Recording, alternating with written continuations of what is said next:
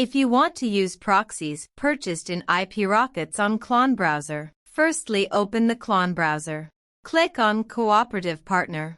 Visit IPRocket. Please bind the IPRockets account when you open the first time. After the binding is completed, you can automatically log in. If you do not have any proxy, you need to buy one first. Generally speaking, static residential proxy is more stable. After finishing the purchase, click Proxy Management and select the proxies you want to import. Click Export selected proxies to ClonBrowser. Once done, you can see these proxies on the ClonBrowser's proxy page. Click on New Profile. Then enter the profile name. Click Proxy List, select an proxy and click Use. Click Save in the end. After creating the profile, just click Start to use the browser.